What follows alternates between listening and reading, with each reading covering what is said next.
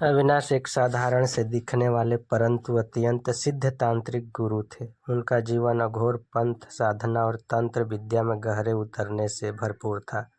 उन्होंने अपने आप को समाज से अलग कर लिया था ताकि वह अध्यात्म और शक्ति का एक नया आयाम खोज सकें। उनकी शक्ति और साधना के किस्से दूर दूर तक फैले हुए थे। अविनाश के हृदय में एक अजीब सी कामवासना थी जिसे उन्होंने अब तक पूरी तरह से समझ नहीं पाया था। वे इस साधना का एक अवरोध मानते थे, लेकिन इसकी गहराई ने उन्हें भीतर से बेचैन कर दिया था। एक रात जब वह अपने साधना कक्ष में ध्यान की गहराइयों में लीन थे, एक रहस्यमय आभा से घिरी हुई योगिनी उनके सामने प्रकट हुई। वह योगिनी न तो साधारण मनुष्य थी और न ही कोई दिव्य देवी। उसकी आंखों में एक अद्भुत आकर्षण था और उसके होठों पर हल्की मुस्कान। उसने अविनाश से कहा, तुम्हारे भीतर की इच्छाओं को देख सकती हूँ। मैं तुम्हें वहीं दे सकती हूँ जिसकी तुम्हारी आत्मा को तलाश है। अविनाश ने सोचा, क्या यह मेरे ध्यान का भ्रम है या मेरे भीतर की कामवासना ने एक रूप धारण कर लिया है। लेकिन योगिनी का स्वर और उपस्थिति इतनी सजीव थी कि अविनाश को यह आभास हुआ कि यह कोई साधारण माया नहीं है।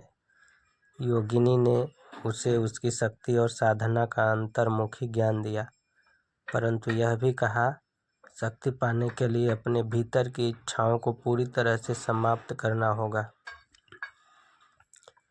अविनाश ने साहस जुटाकर पूछा, तुम कौन हो और क्यों आई हो? योगिनी ने कहा, मैं काम और शक्ति की देवी हूँ।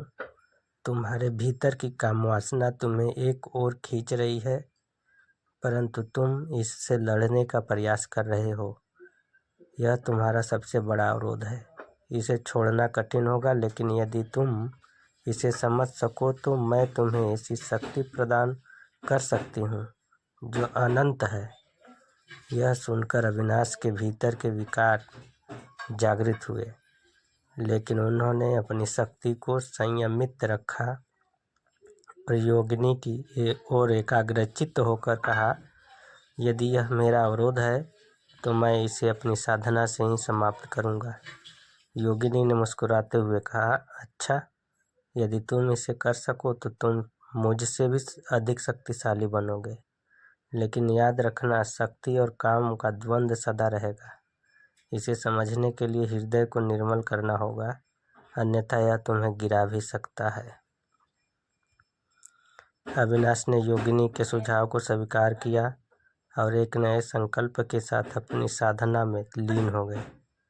उसके बाद उनकी काम वासना धीरे धीरे साधना में बदल गई और अविनाश ने अपने भीतर की शक्तियों को पूर्ण रूप से साध लिया। उस दिन के बाद अविनाश का जीवन एक रहस्यमय बन गया। योगिनी वापस आकर कभी नहीं दिखी, लेकिन उनकी छवि और बातें अविनाश के मन में सदा जीवित रही। थैंक यू दोस्तों, नमस्कार।